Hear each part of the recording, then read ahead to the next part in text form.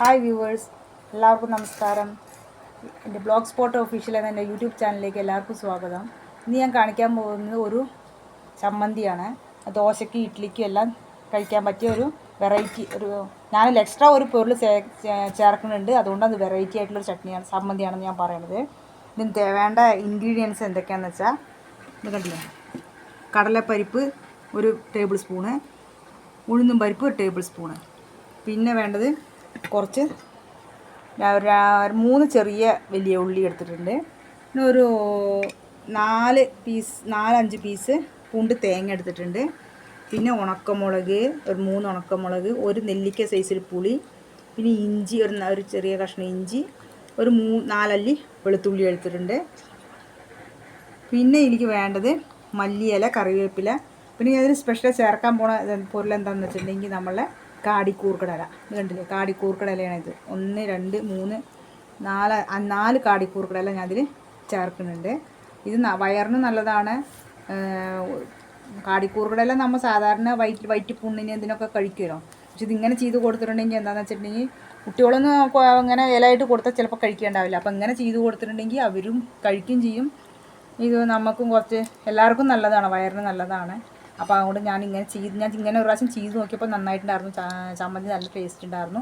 ഇഡ്ഡലിക്കും ദോശയ്ക്കൊക്കെ നമുക്ക് കഴിക്കാവുന്നതാണ്. അപ്പോൾ ഇതെങ്ങനെ ചെയ്യാമെന്ന് നമുക്കൊന്ന് കണ്ടു നോക്കാം.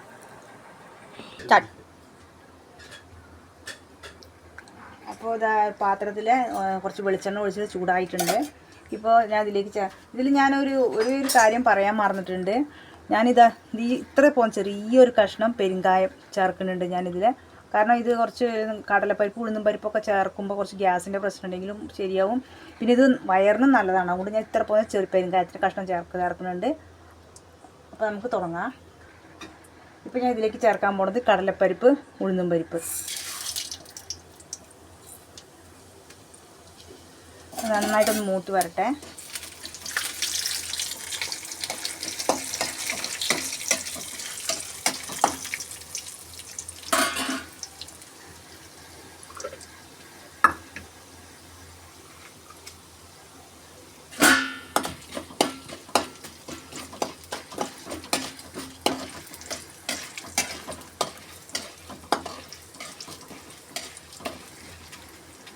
നന്നായിട്ട് മൂത്ത് ഒന്ന് വരട്ടെ.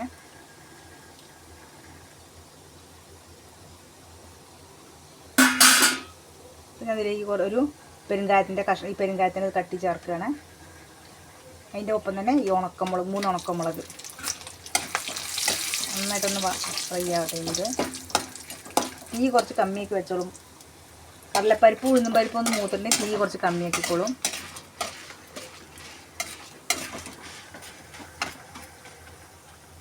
ഇനി ഇതിലേക്ക് ഞാൻ ചേർക്കാൻ പോകുന്നത് നമ്മളെ 4 അല്ലി വെളുത്തുള്ളി, ഇഞ്ചി, ഇത് 3 ചേർക്കാൻ പോകുന്നത്. അപ്പോൾ നന്നായിട്ടൊന്ന് വാടട്ടെ. ഇപ്പോൾ കഴിഞ്ഞ വീഡിയോയിൽ എൻ്റെ വീഡിയോയിൽ നിങ്ങൾ കണ്ടിട്ടുണ്ടാവും, അടുപ്പിൻ്റെ അടുത്ത് നിന്ന് ഞാൻ അങ്ങനെ മുട്ട ഉടച്ച് തോട് വെച്ചിട്ടുള്ളത്. പലർക്കും സംശയം ഉണ്ടാവും, ഇതിപ്പോൾ എന്തിനാണ് അങ്ങനെ വെച്ചിട്ടുണ്ടെന്ന്. പക്ഷെ ഇതെന്താ സംഭവം എന്ന് വെച്ചാൽ നമ്മൾ ആംപ്ലേറ്റ് ഉണ്ടാക്കണ മുട്ടയുടെ തോടാണിത്. ഓംപ്ലേറ്റ് ഉണ്ടാക്കിയത് പുഴുങ്ങിയ മുട്ട എടുക്കാമല്ല, ഓംപ്ലേറ്റ് ചെയ്യണ മുട്ടയുടെ തോടാണ് എടുത്തിട്ടുണ്ട്. ഇത് ഞാൻ കുറച്ച് ദിവസം ഇങ്ങനെ വെച്ചിട്ട് ഞാൻ നല്ല പൊടിച്ചിട്ട് ഉണക്കി റോസിന് ചെടിക്ക് ഇടാൻ വേണ്ടിയിട്ടാണ്. നന്നായിട്ട് ഇങ്ങനെ ഇതേമാതിരി ചെയ്തിട്ട് കുറച്ച് ദിവസം ഇങ്ങനെ വെച്ചാൽ നമുക്കിതിങ്ങനെ പൊടിയായിട്ട് കിട്ടും. കുറച്ച് കൈ കൊണ്ട് ഇങ്ങനെ പൊടിച്ച് വെക്കണം. നന്നായി പൊടിച്ചിട്ട് നമ്മൾ കുറച്ച് മണ്ണും കുറച്ച് ചായപ്പൊടിയുടെ വേസ്റ്റ്, നമ്മൾ ചായ ഉണ്ടാക്കിയതിൻ്റെ ചായപ്പൊടി വേസ്റ്റ് ബാക്കി ഉണ്ടാവില്ല, അതും കൂടി നന്നായിട്ട് മിക്സ് ചെയ്തിട്ട് നമ്മൾ ചെടിക്ക് ഓറായിട്ട് ഇടാൻ വേണ്ടിയിട്ടാണ് അത് ഞാൻ വെക്കുന്നത്. അല്ല വേറെ ഒന്നുമല്ല. ചെടി നന്നായിട്ട് മൂത്ത് വന്നിട്ടുണ്ട്. ഇതിലേക്ക് ഞാൻ വലിയ ഉള്ളി ചേർക്കുകയാണ്. നന്നായിട്ടൊന്ന് വഴറ്റട്ടെ. ഈ പുളി വേണ്ട, പുളി ചേർക്കാൻ ഇഷ്ടമില്ല, പുളി അധികമാണ്, പുളി വേണ്ടാന്ന് വിചാരിക്കുന്നവരാണെങ്കിൽ തക്കാളി കൂടെ ചേർത്ത് ചെയ്യാം. 2 തക്കാളി ചേർത്തിട്ട് കൂടി ചെയ്യാൻ പറ്റും. പക്ഷെ ഞാനിവിടെ നിന്ന് പുളിയാണ് എടുക്കുന്നത്. ഇത് നന്നായിട്ട് മൂക്കുമ്പോൾ ഞാൻ അതിൻ്റെ കൂട്ടത്തിൽ തേങ്ങ ഇടുകയാണ്.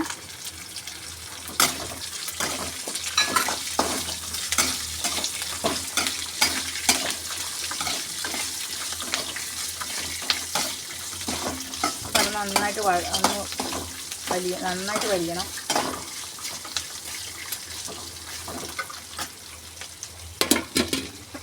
അപ്പം മുളകിൻ്റെ ഇത് മൂക്കിൽ തുമ്മാൻ വരുന്നുണ്ട്. ഇനി അതിലേക്ക് ചേർക്കണത് നമ്മൾ എടുത്ത് വെച്ചിട്ടുള്ള മല്ലിയില ചേർക്കണം. മല്ലിയില ഞാൻ ഇങ്ങനെ ചെറുതാക്കി ഇങ്ങനെ കൈ കൊണ്ട് ഇങ്ങനെ മുറിച്ച് ചേർക്കണം ഇതിലേക്ക്. നമ്മൾ അരയ്ക്കാനുള്ളതല്ലേ, അപ്പോൾ പെട്ടെന്ന് വാടി കിട്ടുമെങ്കിൽ അരയും ചെയ്യും. ഇതാ അങ്ങനെ ചേർക്കുകയാണ്. ഇനി അതിലേക്ക് ചേർക്കണം കറിവേപ്പിൻ്റെ ഇല.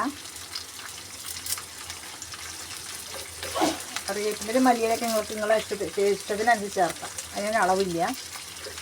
അതിൻ്റെ ഒപ്പം തന്നെ ഞാൻ നമ്മളെ ഈ കാടിക്കൂർക്കട ഇല ഇത് കണ്ടില്ലേ, ഇനി അങ്ങനെ പിച്ചിൽ ഇടുകയാണ്. അപ്പോൾ ചെയ്യുമ്പോൾ നിങ്ങൾ തീ കുറച്ച് കമ്മിയാക്കി വെച്ചോളൂ. ഇതാ ചേർത്തിട്ടുണ്ട്. ഇനി നന്നായിട്ട് ഒന്ന് വാഴ്ത്തണം. ഇപ്പോൾ ഇങ്ങനെ ഈ കാടിക്കൂർക്കടയിലും മല്ലിയിടയിലും കറിവേപ്പിലൊക്കെ ഇട്ട് ഇങ്ങനെ വാഴ്ത്തുമ്പോൾ നല്ലൊരു മണം, ഇതിന് നല്ല ടേസ്റ്റുമാണ്, നല്ലൊരു മണം കിട്ടും. അപ്പോഴേ നിങ്ങൾക്ക് മനസ്സിലാവും. ചെയ്ത് നോക്കുമ്പോൾ ഒരു പ്രാവശ്യം ട്രൈ ചെയ്ത് നോക്കും എല്ലാവരും. നല്ലൊരു മണം കിട്ടും നമുക്കിത്.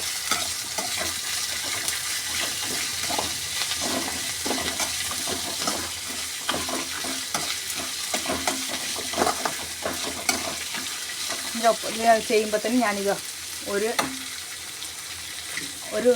നെല്ലിക്ക സൈസിന് പുളി ചേർക്കുകയാണ്.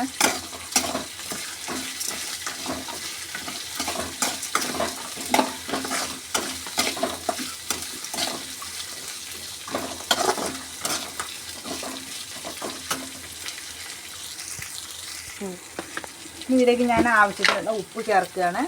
ഉപ്പ് ഇപ്പോൾ കുറച്ച് കമ്മിയാണ്, നിങ്ങൾ അരയ്ക്കുമ്പോൾ അതിനനുസരിച്ച് ചേർത്തോളൂ കൊണ്ടു. അപ്പോൾ ഞാൻ കുറച്ച് ഉപ്പേ ചേർക്കുന്നുള്ളൂ.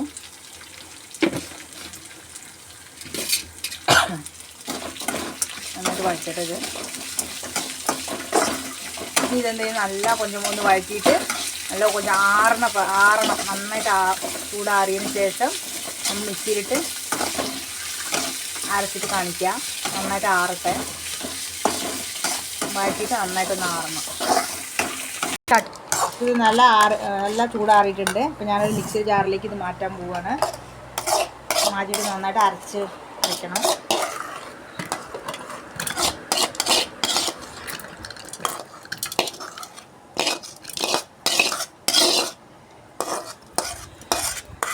നല്ല മണമുണ്ട് ഇതിൽ ചേർത്തപ്പോൾ, കാടിക്കൂർക്കടയിൽ അതിൽ ചേർത്തപ്പോൾ നല്ലൊരു സ്മെല്ല്. അപ്പോൾ ഞാനിത് അരച്ചെടുത്തിട്ട് വരാം. അപ്പോൾ ഇത് അരച്ചെടുത്തിട്ട് അങ്ങനെ ഞാൻ അരച്ചെടുത്തു. ഞാനത് കാണിച്ചു തരാം നിങ്ങൾക്ക്.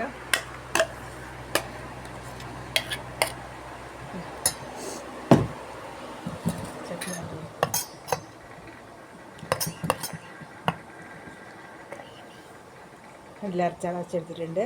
ഇപ്പോൾ ഇത് ദോശ, ഇഡ്ഡലി, ചോറിലും കൂടെ പെനച്ച് കഴിക്കാൻ പറ്റും. നന്നായിട്ടുണ്ട്. കുറച്ച് പുളി അധികം ഉണ്ടായാണ് ഈ ചട്നിക്ക് ടേസ്റ്റ് കൂടുതലുള്ളൂ. ഇഡ്ഡലി ദോശയ്ക്കാണ് ഞങ്ങൾ കൂടുതലും ഇത് യൂസ് ചെയ്യാറുള്ളത്. അപ്പോൾ ഇതെല്ലാവരും ട്രൈ ചെയ്ത് നോക്കണം. ഈ വീഡിയോ ഇഷ്ടപ്പെട്ടെങ്കിൽ എല്ലാവരും ലൈക്ക് ചെയ്യണം, സബ്സ്ക്രൈബ് ചെയ്യണം. പിന്നെ എന്തെങ്കിലും തെറ്റുകുറ്റമൊക്കെ ഉണ്ടെങ്കിൽ കമൻറ്റ് ചെയ്യണം. എല്ലാവരും ഇതൊന്ന് ഷെയർ ചെയ്യണം. അപ്പോൾ ഞാൻ വീഡിയോ നിർത്തുകയാണ്. Okay, bye, thank U.